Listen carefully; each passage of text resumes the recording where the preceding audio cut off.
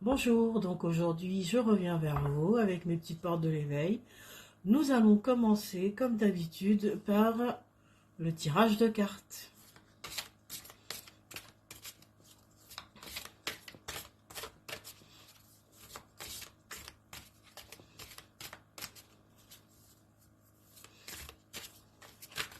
Oh, ah ben là j'en ai deux qui sont tombés.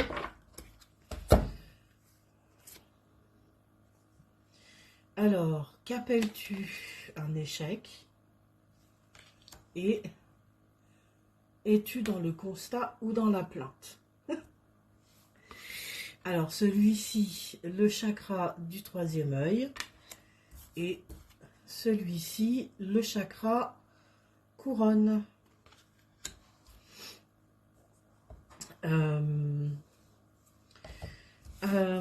Alors, du coup, si on fait es-tu dans le constat ou dans la plainte? Le constat, c'est sans jugement, c'est-à-dire que ce sont des faits factuels et c'est sans jugement.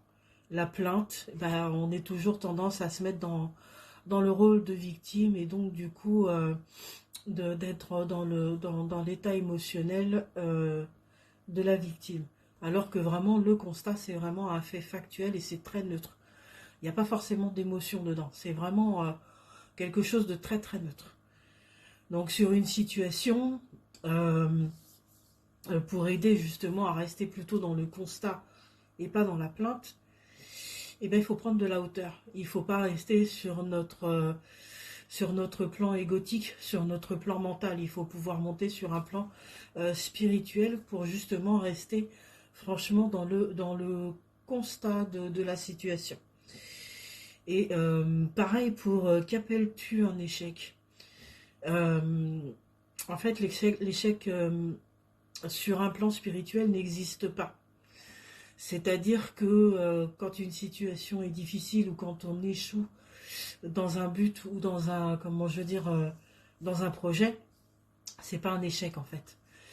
C'est que on a encore des choses à régler et que euh, et, et que en fait il faut, par exemple, c'est pareil, c'est le constat. C'est-à-dire qu'il faut faire un constat de cet échec et en retirer tous les côtés positifs des choses pour nous faire grandir. Alors c'est vrai que c'est pas tout le temps facile, hein, surtout quand on a la tête dans le guidon, c'est pas tout le temps facile. Donc c'est pour ça qu'il faut souvent prendre beaucoup de hauteur sur les situations, sur les personnes, sur nous-mêmes aussi, hein, voilà. Parce que souvent quand on a eu un échec, on a tendance à s'auto-flageller, quoi. Alors que pas forcément. C'est-à-dire que si on n'a pas réussi, c'est parce que, comme je disais, c'est soit parce qu'on n'a pas compris quelque chose, donc ça va revenir hein, d'une façon ou d'une autre, ça revient. Et comment je veux dire, euh, ah, j'ai perdu le fil, excusez-moi. Euh, c'est, euh, En fait, ça nous fait grandir. C'est-à-dire que voilà, généralement sur un échec, on a tendance à prendre du recul quand même, à se poser les bonnes questions, à savoir pourquoi ça n'a pas fonctionné. Et du coup, on se pose les bonnes questions et on se remet en question. C'est-à-dire qu'on fait vraiment un constat de la situation. Voilà. Et par contre, si on voit l'échec du point de vue de la plainte, eh ben on dira toujours que c'est pas de notre faute, que c'est toujours la faute des autres, que c'est comment je veux dire, et on se remettra pas en question.